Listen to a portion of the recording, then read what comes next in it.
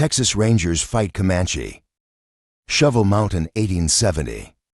Bold tactics prevail Comanche. Comanche, the shrill cry pierced the air.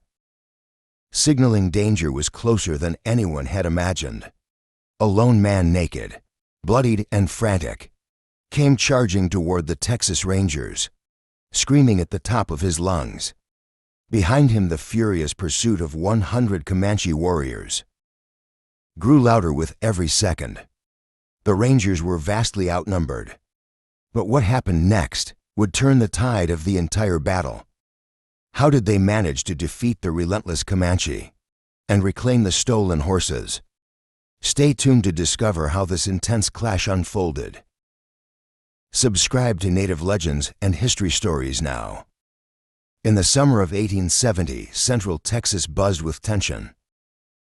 Just 25 miles west of Austin, near the small town of Dripping Springs, a group of Texas Rangers moved fast across limestone-strewn meadows dotted with oak and cedar patches.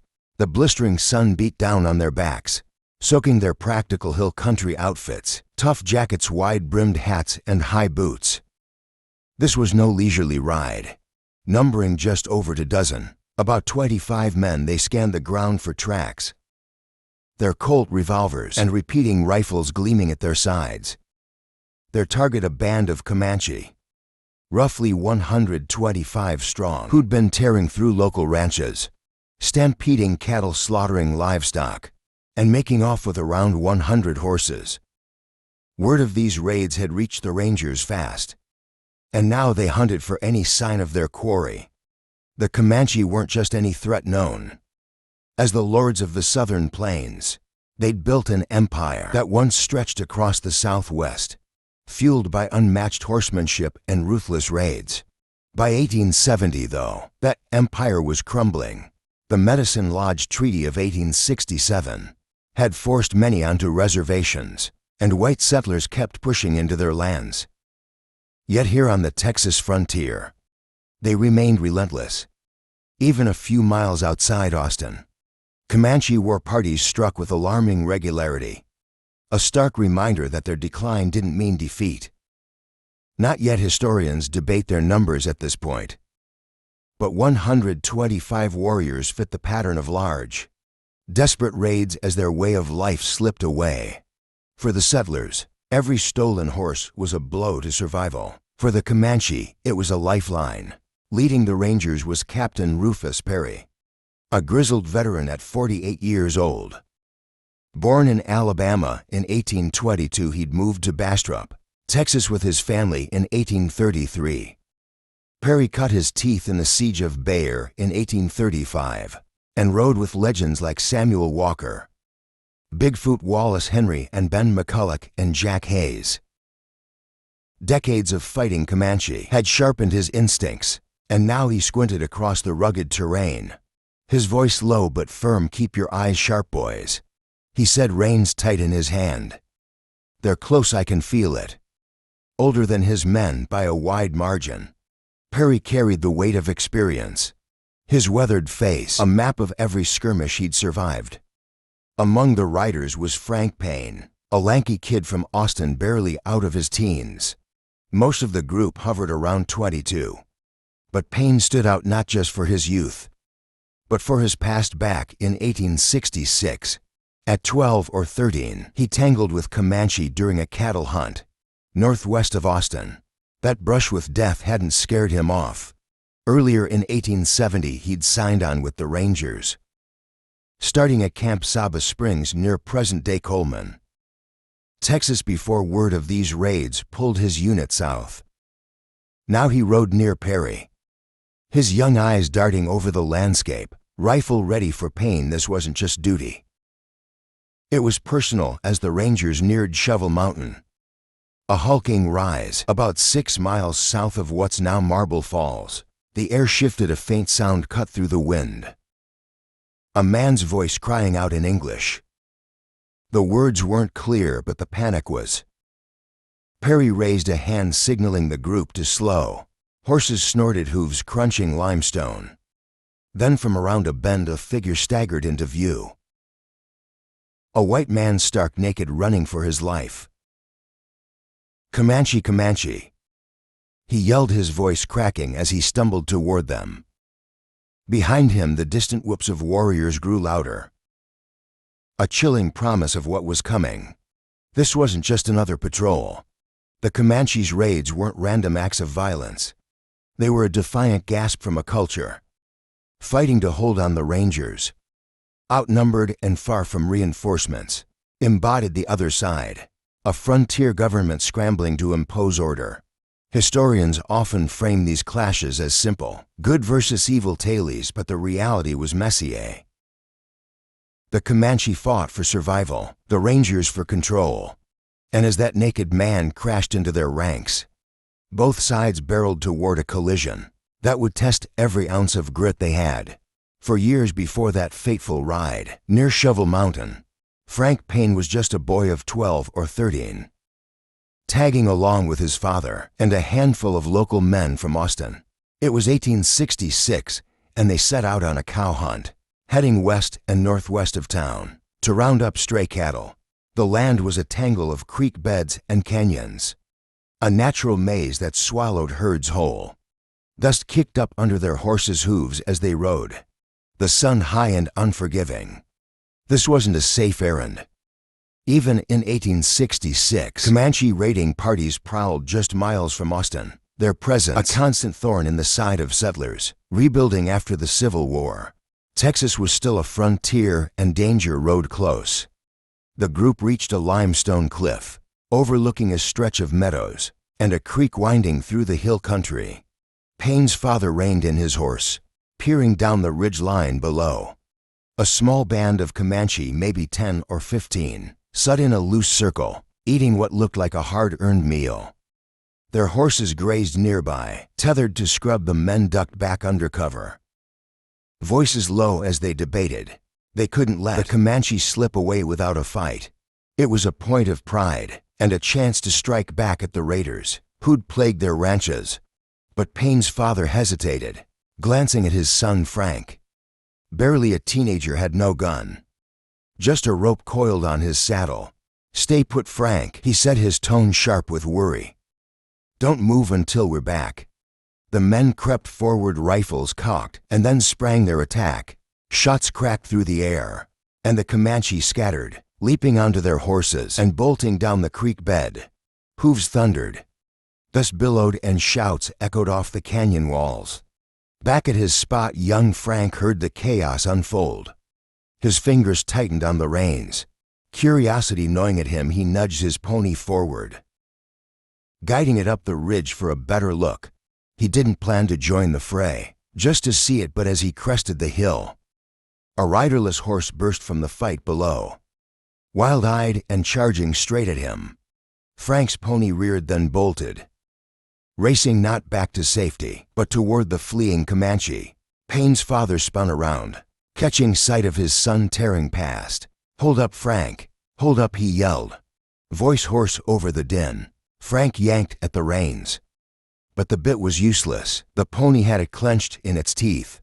Unstoppable down the slope he went, right into the Comanche's wake. The warriors wheeled their horses, startled by the lone figure barreling toward them. They took him for a gutsy attacker, not a runaway kid. Arrows flew, slicing the air around him. A lance grazed past close enough to rustle his shirt. Frank ducked low, heart pounding, as his pony weaved through the chaos.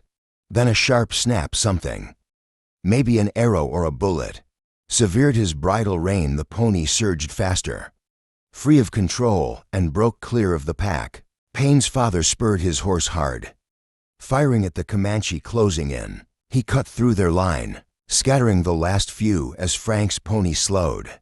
The boy grabbed the rope from his saddle horn, leaned forward, and looped it over the horse's nose. Pulling it to a stop, he circled back, breathless, meeting his father's grim stare. 2 arrows jutted from his saddle, feathers quivering, but he was unscathed.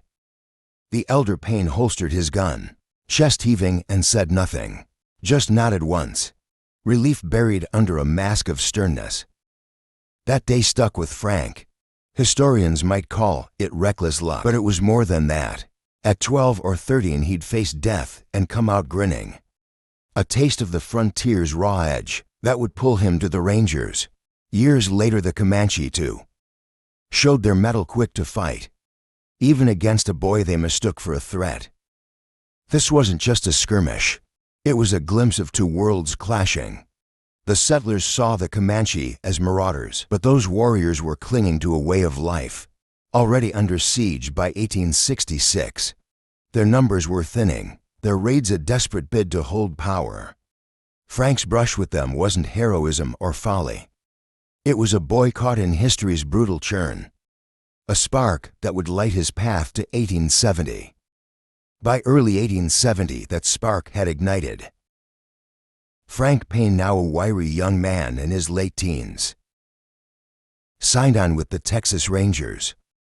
He landed at Camp Saba Springs, a dusty outpost near present-day Coleman, Texas, about 150 miles west of Austin.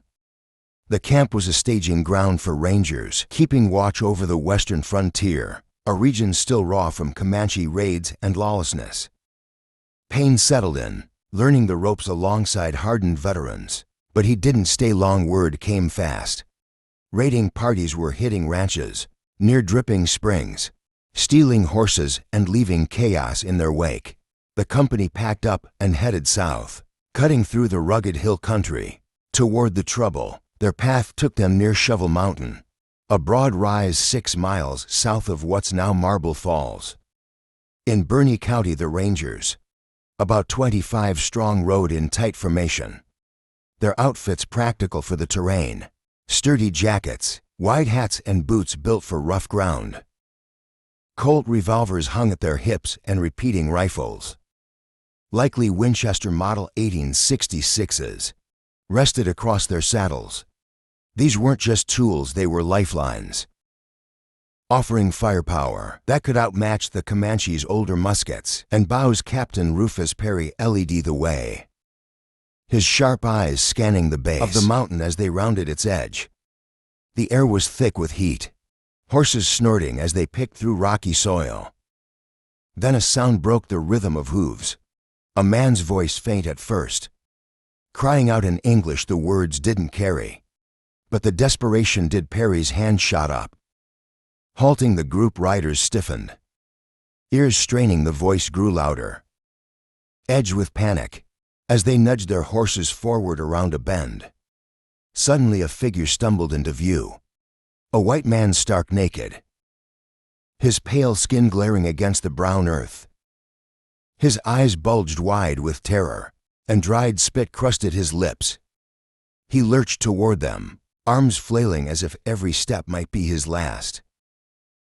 "Comanche, Comanche!" he shouted, voice shrill and clear, now cutting through the still air behind him. War whoops rose sharp and rhythmic, signaling pursuit. Perry's jaw tightened. "Steady, boys," he barked low and firm, as the man crashed into their ranks, collapsing against a horse's flank. The Rangers parted just enough to shield him, hands already on their guns. That single word, Comanche, hit like a thunderclap. It wasn't just a warning. It was a call to action, a signal that the fight they'd been hunting was now hunting them. Moments after the man tumbled into their cover, shapes emerged from the haze. Comanche warriors, about 125 strong, thundering down the slope in pursuit, their faces twisted with rage, furious at the interruption of their raid and the loss of their prize. Dust swirled as they drove, about 100 stolen horses ahead of them, the herd slowing in the rough, rocky terrain near Shovel Mountain's base. The Rangers gripped their reins, watching the enemy close in, but then the tide shifted. The Comanche spotted the armed riders, and their momentum faltered. Horses skidded to a stop, warriors yanking reins hard. With a flurry of shouts, they turned west, urging the herd into a frantic retreat. Hunters now turned prey. Perry saw the opening. "Flank them, right move," he snapped, voice cutting through the clamor.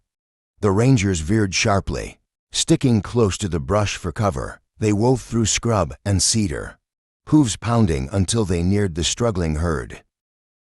Then with a sudden burst they charged out. Rifles raised, aiming to cut the horses off. At a narrow pinch in the landscape, the Comanche yelled, trying to wheel their mounts, but the Rangers pressed hard.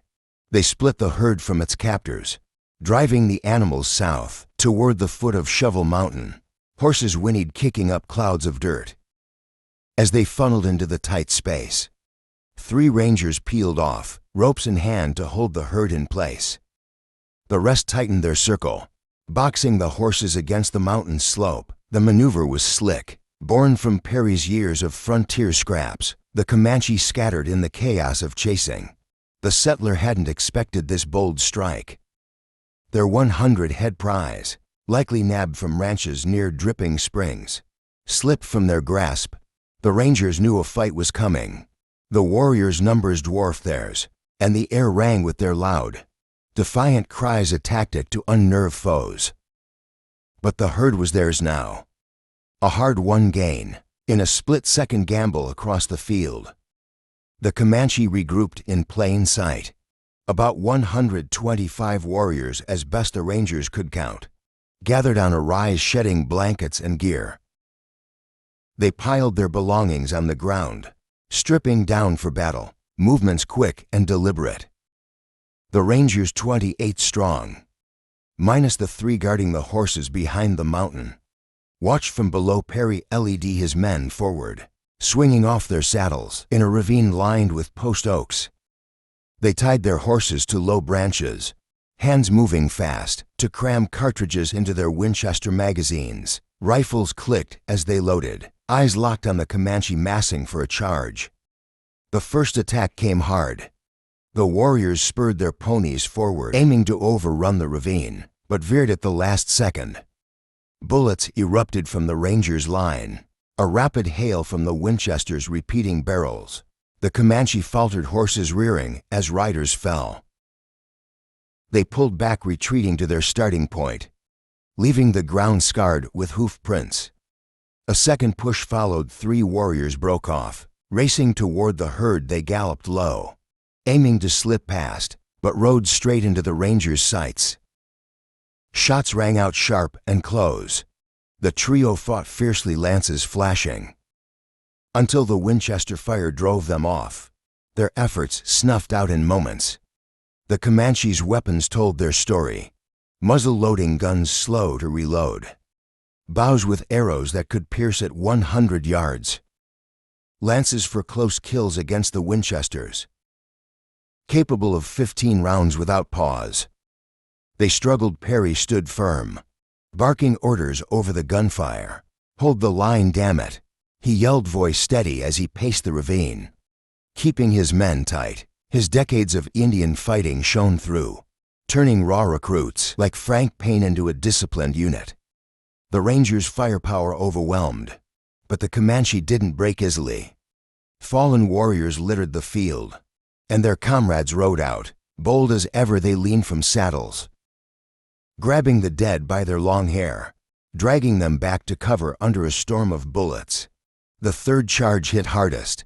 The Comanche surged again, ponies pounding the earth, but this time their chief led the way. A single shot cracked from the ravine, possibly Perry's or maybe Payne's, and the chief slumped. His horse bolted, racing straight into the Rangers' line, the body strapped tight to the saddle with leather hooves, skidded as it stopped, the chief's lifeless form swaying. Had the horse turned back, the Comanche might have reclaimed him, but luck favored the Rangers. They stripped his gear, beaded shirt, feathered rigging, and later sent it to Austin, where it landed in the Capitol building as a grim trophy. The barrage of Winchester fire rattled the warriors. With 15 shots per rifle, the 25 guns in the ravine unleashed a storm that sounded like a bigger force. The Comanche, likely overestimating their foes, wavered after heavy losses, dozens down including their chief. The remaining leaders signaled retreat. They wheeled west, leaving the field bloody and quiet. One Ranger didn't make it. A young man in his early 20s, one of 3 Cox brothers in the detachment, took a fatal hit in the short, brutal fight. His body went north. Buried in Birdtown Cemetery, 11 miles from today's Johnson City, in hard-scrabble ground that matched his end, Frank Payne rode on with the Rangers through the 1870s. His nerve forged in clashes like this. He married, raised 5 kids, and settled in Leakey, Texas, dying there in 19. At about 50, Rufus Perry kept at it too, adding the 1873 Battle of Deer Creek to his record, before hanging up his spurs in 1874 at 52. His name already carried weight, and this fight only burnished it. The day at Shovel Mountain wasn't just a win. It was a snapshot of a fading frontier. The Comanche, once lords of the plains, fought with dwindling numbers. The Rangers, armed with new tools, tipped the scales. Historians argue over who truly held power here. Firepower won, but the warriors' bold recovery of their dead showed a spirit that outlasted defeat. The clash ended fast, but its ripples lasted. It showed a frontier caught between old ways and new, where every bullet and every horse mattered. Want more stories like this? Subscribe to Native Legends and History Stories and catch the next one. See you soon.